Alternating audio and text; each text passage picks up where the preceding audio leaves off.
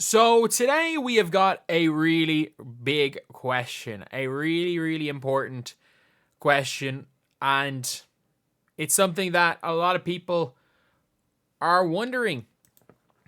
Is Teresa Weatherspoon tanking, throwing games, or is she just terrible? And if you guys enjoyed this video, subscribe. We're trying to hit 28,000 by the end of the day, and we are 75 off. But that's the real question: is she bad at her job, or is she really good at her job and tanking? Because you just never know. I'm looking at these games. Kennedy Carter was like, when she hit the game winner, she goes, well, my teammates were just standing there, so I shot it. And she hit the game-tying shot. Like, it was a mad L game. It was an absolutely mad L game. And, like, there is no excuse for what happened here. There's absolutely no excuse. First of all, what is Cardoso doing on the inbounder?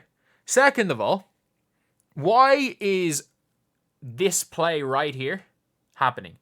So you see this right here. Like, there is absolutely no excuse for Cardoso not to be planted under the basket.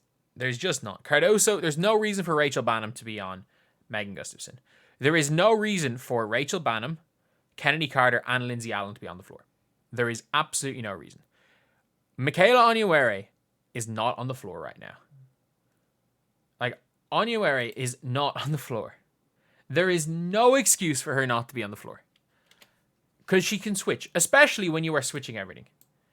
And if you know anything about a lot of these plays, they're running trick plays. This is Becky Hammond. She's from the school of Greg Popovich. Becky Hammond is running a trick play. You don't need to be this like avid watcher of Becky Hammond to know she is running a trick play. She is from the school of Popovich. And again, no Michaela Onyenwere on the floor. A 6-foot-tall switchable wing with length and some athleticism. No Izzy Harrison on the floor. A 6'3" switchable player. Again, not the best defender in the world, but she can switch.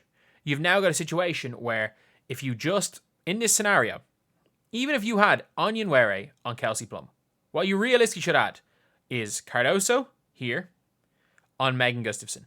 Giving a little bit of space here, because you can see what happens on this switch. I know they run a switch. I think you even see the way it's set up. Even don't guard the damn inbounder because it's Chelsea Gray. You've got 1 second to go. Like, it's not a crazy take to cover the basket. Cover the basket and switch everything.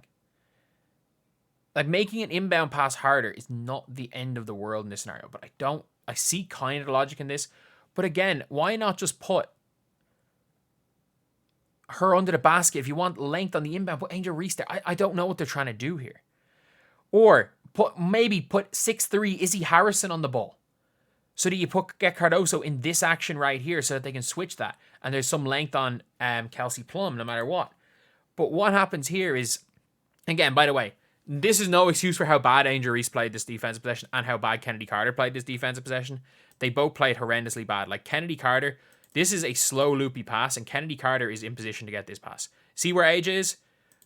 With the ball here, there is no excuse for Kennedy Carter not being between Aja and the basket. Kennedy Carter, like, slowly just kind of jumps around, doesn't play any defense, and Aja gets to, or what should have been an 1 over Lindsay Allen. Like, bad defense all around. But we saw from the possessions before, the Kennedy Carter, where's the Kennedy Carter shot? There was, the Kennedy Carter hits this 3 right here. Like, that play was like, I don't know what the hell happened. Kennedy Carter went and hit another one. But I'm like, you just did not set your team up to win the game in the end. And there are so many weird lineup changes, some weird things. Like, if you're trying, I get it, being like a personnel coach and trying to make decisions for the personnel of your team. But you're giving the 6th best free throw shooter in your team technical free throws. And I get it. It's to like show confidence in a player. But like, if you're trying to win games, you're not necessarily doing that. So I actually think Teresa Weatherspoon's done a good job. This team has they fight.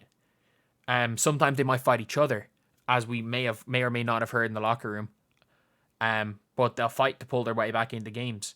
And you've got a coach that's of a similar mindset. But like, I don't understand if someone who is as good as Teresa Weatherspoon was as a floor general and a point guard can be as bad at making personnel decisions, at running plays. They don't run plays. Their offense is literally, Kennedy, you go get something, dump it off to Camilla, and if Camilla doesn't score, Angel, go get that offensive rebound, go put it up, go miss again, go get that offensive rebound. Like, there's no kicking to shooters, there's nothing.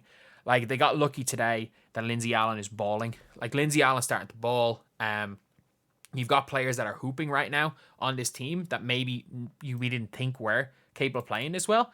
So it's really hard to judge her, because I think as far as personnel coach is concerned, being a player's coach, I think she's gotten the best out of this team. But like, there are so many games, like down the stretch, what in God's name she ran the play for Lindsay Allen. Like, they literally, it was like a personal thing. Like, obviously her clapping Kennedy Carter was not the greatest thing in the world after she cheap shotted Breanna Mabry. Doing obviously the same thing to Kennedy Carter when she cheap shotted Caitlin Clark. But it's like, you have got Lindsay Allen in that game. In fairness, she did have 14 points. But Camila Cardoso has 18 on 8 of 11 shooting. Kennedy Carter had 19. They ran a pick and roll to effectively get Lindsay Allen and Breanna Mabry as like we're scoring on her. And I cost him the game. And again, her late game coaching decisions have cost him another game. So, I don't know. I don't know how I feel, because I think there is a world where, look, the GM is trying to tank.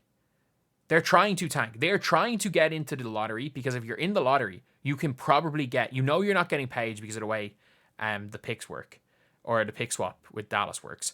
So you're not getting paid. But if you get in the lottery, you're probably getting the second best guard in the draft, in a guard-loaded draft. And if you don't, and you go out of the lottery, you're probably going to have to settle for a Tina Pau or a Raven Johnson who doesn't fit. Pau fits, but isn't a 7th pick worthy player as of right now, and Raven Johnson doesn't fit. So it's like, you've already got those picks. You're already getting that late first round pick, which Sonia Citra might be on the board there. Somebody might be good. So obviously the team is trying to tank. The organization's trying to tank. And I don't know if she's either terrible or trying to tank. Like, it's one of the two. It is one of the two, because she is making coaching decisions that are at the expense of this team winning games. And she's consistently making coaching decisions that are at the expense of this team winning games. But the other way of looking at it is she's making coaching decisions that are going to be beneficial to the development of the players on her team. So, I don't know. Let me know what you guys think. Do you guys think she is, she's out there tanking? Or do you guys think she's just bad at her job? Because I would go for the former. I think she's tanking. I think she is not trying to lose games, but also probably been advised to, if possible, lose the game. Because she knows what the team are trying to do. She knows that the team aren't trying to do as well.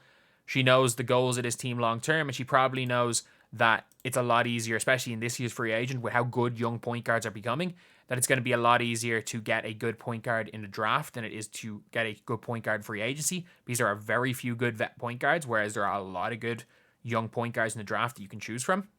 So yeah, let me know what you guys think. Thank you guys for watching. Please like, comment, and subscribe.